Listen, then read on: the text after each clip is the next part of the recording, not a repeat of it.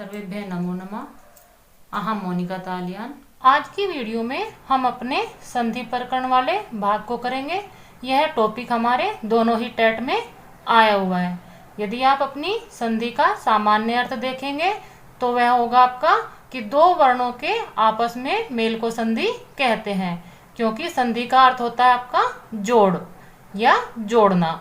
जहाँ भी आपके दो वर्णों का आपस में जोड़ना या जोड़ हो जाएगा वहीं पर आपकी संधि कहलाएगी। लेकिन आपको जो आपका संधि प्रकरण वाला भाग हम करेंगे, जो आपकी स्वर संधि, व्यंजन संधि और विसर्ग संधि के रूप में होगा, वह आपके इस वाले परिभाषा में सही नहीं है। जो हमने आपको इससे पहले वाली वीडियो समझाई है वह इसीलिए समझाई है कि आप अपने संधि का जो अर्थ है जोड़ना, वह आप अपने वर्ण संयोग से भी कर सकते हैं। लेकिन जो हमारा संधि प्रकरण रहेगा वह आपके वर्ण संयोग से भिन्न होगा। जैसे इन्होंने यहाँ पर समझाया है कि दो वर्णों या अक्षरों के मिलने से जो परिवर्तन होता है उसे संधि कहते हैं। यहाँ पर आपके संधि प्रकरण की सही परिभाषा बताई गई है कि जब आपके दो वर्णों के मिलने से उस वर्ण में या उन दोनों वर्णों में कोई परिवर्तन होता है तो आपकी संधि होती है। वह आपका परिवर्तन किस प्रकार हो सकता है? जब दो समीपवर्ती वर्ण आपस में मिलते हैं तो कई बार इनमें परिवर्तन आ जाता है। जब तक उनमें परिवर्तन नहीं आएगा तब तक आपका संधि प्रकरण जो हम आज करेंगे वह वाली संधि नहीं होगी। वह आपकी केवल वर्ण संयोग हो सकता है। दो समीपवर्ती वर्णों के मेल में होने वाले परिवर्तन को ही संधि कहते हैं। यह आपके वर्ण स्वर भी हो सकते हैं और व्यंजन भी। यदि आपके दो स्वर आपस में मिलकर अपने रूप में कोई परिवर्तन लाते हैं तो वह आपकी स्वर संधि होगी, और जब आपके व्यंजन या स्वर या दोनों ही आपके व्यंजन होते हैं और उनमें आपका परिवर्तन आता है तो आपकी व्यंजन संधि होगी। इसको आप एक उदाहरण से समझ लीजिए। जैसे आपका विद्यालय शब्द है, विद्यालय में आपका आ और आ स्वर का मेल होकर आपके आ में परिवर्तन हो जाता है। यहाँ पर आपके दो आ का केवल एक ही आ रूप रह जाता है, वह भी दीर्घ। तो यहाँ पर आपकी स्वर संधि होगी। और जब आपके व्यंजनों में मेल होता है, जैसे आपका सज्जन, सत प्लस जन, तो इसमें आपका ता और जा इन दोनों का मेल होकर आपके ता के स्थान पर जा हो जाता है, तो यहाँ पर आपकी व्यंजन संधि होगी। इस प्रकार आप अपने संधि प्रकरण को आगे बहुत ध्यान से समझेंगे। यह आपका संधि प्रकरण सामान्य रूप से इजी भी है, और यदि आप इसको ध्यान नहीं देंगे तो यह आपके लिए बहुत कठिन भी है।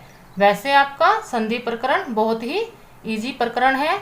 इसको आप जरा सा भी ध्यान देते हैं तो आप इसको बहुत ही आसानी से कर लेंगे। जैसा इन्होंने यहाँ पर भी समझाया है कि संधि कहीं कहीं तो वक्ता या लेखक की इच्छा पर भी निर्भर होती है, परंतु कहीं कहीं संधि करना अनिवार्य होता है। यहाँ पर इन्होंने आपको संधि के बारे में बताया है कि किसी स्थान पर तो यदि वक्ता या लेखक चाहे तो आपके वर्णों में संधि कर सकता है, या कहीं आपकी संधि करना अनिवार्य है।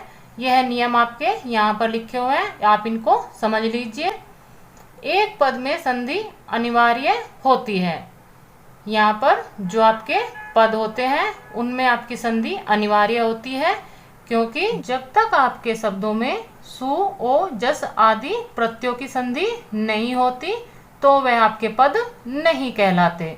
तो यहाँ पर इनका समझाने का अर्थ है कि आपके पद में संधि अनिवार्य होती है। जैसे रामौ, यहाँ पर जो रामौ शब्द बना है वह आपका औ प्रत्यय का प्रयोग होकर बना है। धातु और उपसर्ग में अनिवार्य होती है। जब भी आपके धातु में कोई उपसर्ग का योग होता है तो उसमें भी आपकी संधि अनिवार्य होती है। जैसे इन्होंने यहाँ पर समझाया है प्राभवत।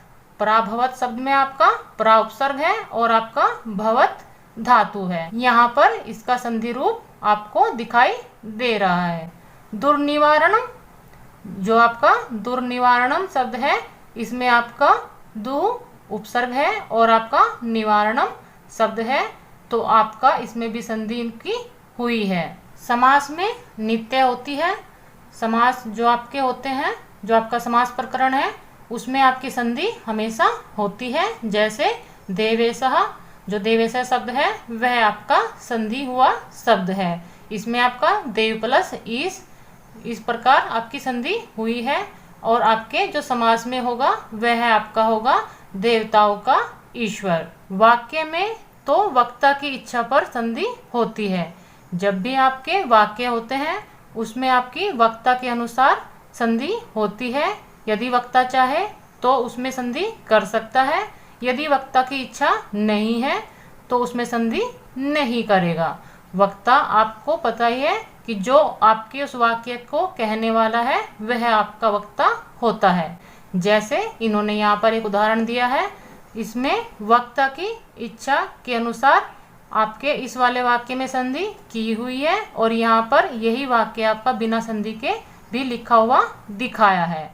यहाँ पर आपका वाक्य है अत्र अयम मनुष्यः तिष्ठति। यह आपका वाक्य संधि वाला है और यह इसी वाक्य को इन्होंने बिना संधि के भी दिखाया है, अत्र अयम मनुष्यः तिष्ठति। इस वाले वाक्य में वक्ता की इच्छा थी तो उन्होंने यहाँ पर जो आपका अत्र अयम है उसको आपका दीर्घ संधि के रूप में यहाँ पर प्रयोग किया है। पहले वाले शब्द का अंतिम वर्ण आपका आ है और आपके पर रूप वाले शब्द का पूर्व वर्ण आपका आ है, तो दोनों आ की इन्होंने आपका आ रूप में संधि की हुई है। यह आपकी दीर्घ संधि का उदाहरण है। यहाँ पर आपका मनुष्य आपकी तिष्ठति दो शब्द हैं, इसका इन्होंने यहाँ पर संधि रूप करके दिखाया है। यह जो आपका विसर्ग है यह आपका सकार हो गया है केवल आपकी संधि के कारण। यह आपकी व्यंजन संधि का उदाहरण है। इस प्रकार आप अपनी संधियों को आगे समझेंगे। इसमें वक्ता की इच्छा होगी तो वह संधि कर सकता है, यदि वक्ता की इच्छा नहीं है तो वह संधि नहीं करेगा। संधियों के भेद में इन्होंने लिखा है जिन दो व्यवधानों रहित वर्णों में हम संधि करते हैं। व्यवधान रहित कहने से अर्थ है कि जिनमें आपका कोई भी रुकावट ना हो। जो आपके संधि के नियम होते हैं उनको ही वर्णों के मेल में सही रूप से प्रदर्शित करते हुए आपके जो वर्णों का मेल होता है वह संधि कहलाता है। वे प्राय स्वर और व्यंजन होते हैं तथा कभी कभी पहला विसर्ग और दूसरा कोई स्वर या व्यंजन भी हो सकता है। इसलिए संधियों के प्रधान रूप से निम्नलिखित तीन भेद हैं। यहाँ पर प्रधान रूप से कहने का अर्थ है कि मुख्य रूप से तो आपके संधि के तीन भेद हैं, लेकिन इन संधियों के भी आपके अंतर्भेद बहुत सारे हैं। जैसे आपका स्वर संधि है, स्वर संधि में भी आपके 8 भेद आपके स्वर संधि के हैं। व्यंजन संधि है, व्यंजन संधि में भी आपके 5 या 6 भेद व्यंजन संधि के अंतर्गत होते हैं और आपके विसर्ग संधि में भी इसी प्रकार कुछ भेद आपके अंतर्भेद के रूप में है। यदि आपसे प्रश्न पूछा जाता है कि संधि के कितने भेद होते हैं तो आप संधि के केवल 3 भेद ही बताएंगे। अब तक हमने अपना जो भी प्रकरण पढ़ा है उसके अनुसार आपके बहुत सारे प्रश्न बनते हैं। आप अपने उन प्रश्नों को अपनी नोटबुक में नोट करके अपने स्वयं के ही नोट्स बना सकते हैं, जिनसे आप अपने संधि प्रकरण को और भी अच्छे से तैयार कर सकते हैं। जैसे मैंने अभी आपको प्रश्न बताया कि संधि के कितने भेद होते हैं, तो आपके संधि के 3 भेद होते हैं। यह आपका सीधा सीधा प्रश्न है। इस प्रश्न को अलग प्रकार से भी पूछा जा सकता है। आपके संधि के तीनों भेद दे दिए जाएंगे, एक भेद आपका अलग रहेगा और आपसे पूछा जा सकता है कि इसमें से संधि का भेद कौन सा नहीं है, या आपके प्रश्न में इन तीनों में से एक भेद होगा और 3 आपके अन्य भेद होंगे और आपसे पूछ सकते हैं कि निम्न में से संधि का भेद कौन सा है। इसके आपके बहुत सारे प्रश्न बन सकते हैं। जो आपकी संधि की परिभाषा है उससे भी आपके 2 या 3 प्रश्न बन सकते हैं कि वर्णों के मेल को क्या कहते हैं। तो वर्णों के मेल को संधि कहते हैं जब 2 वर्णों के मिलने से परिवर्तन आ जाता है तब हम उसे क्या कहते हैं, तब हम उसे संधि कहते हैं। जब तक आपके वर्णों के मेल से कोई भी परिवर्तन नहीं होता तो हम उनको केवल वर्ण संयोग ही कहते हैं। यहाँ पर आप इस प्रकार बहुत सारे प्रश्न बना सकते हैं। यह जो आपको 4 बातें इन्होंने मुख्य रूप से समझाई हैं, इससे भी आप अपने प्रश्न निकाल सकते हैं कि आपके जो पद होते हैं उनमें कौन सी संधि आपकी होती है। तो इसमें आपके प्रत्ययों के साथ संधि होने के बाद ही आपके शब्दों का पद बनता है। धातु और उपसर्ग में आपकी संधि अनिवार्य रूप से होती है। समास में भी आपकी संधि हमेशा ही होती है। वाक्य में जो आपकी संधि होती है वह वक्ता की इच्छा के अनुसार होती है। तो आप इस प्रकार अपने छोटे छोटे प्रश्न बनाकर स्वयं के नोट्स तैयार कीजिए और अपने संधि वाले प्रकरण को और भी आसानी से सीखिए। स्वर संधि, सबसे पहले हम अपनी संधि प्रकरण में स्वर संधि को समझेंगे। स्वर संधि में आपका जो परिवर्तन होता है वह आपके दोनों स्वरों के बीच होता है। जैसा मैंने आपको पहले भी बताया था कि अभी लॉकडाउन चल रहा है तो मेरे पास जो यह पुरानी बुक है मैं आपको इससे ही संधि प्रकरण करा रही हूँ। यहाँ आप अपने स्वर संधि को समझ लीजिए। 2 स्वर के पास पास आने पर उनमें होने वाले परिवर्तन को स्वर संधि कहते हैं। यहाँ पर इसका कहने का अर्थ है कि जब भी आपके 2 स्वर आपके पास पास होंगे और आपके उन स्वरों में कोई भी परिवर्तन आएगा तो वहाँ पर आपकी स्वर संधि होगी। इसमें आ से औ तक की संधि होती है। आ से औ तक की संधि कहने से अर्थ है कि जो आपके आ से औ तक के स्वर होते हैं वह आपके स्वर संधि के अंतर्गत ही आते हैं। आपकी स्वर संधि के भी बहुत सारे भेद हैं, लेकिन आपकी जो संधि होगी वह आपकी केवल स्वरों के बीच ही होगी। जैसे विद्यालय को इन्होंने यहाँ पर समझाया है, विद्या प्लस आल्य।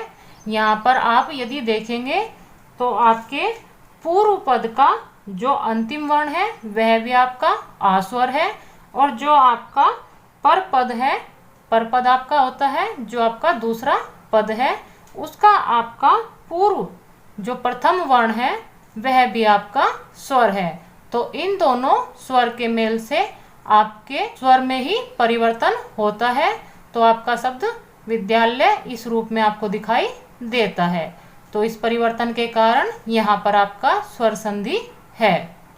यहाँ पर आपके स्वर संधि के भेद इन्होंने बताए हैं।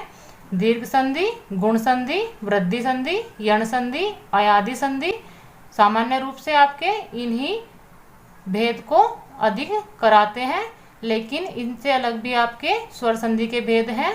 पूर्व रूप संधि, पर रूप संधि और आपका प्रकृति भाव संधि। आज की वीडियो में हम इतना ही करेंगे।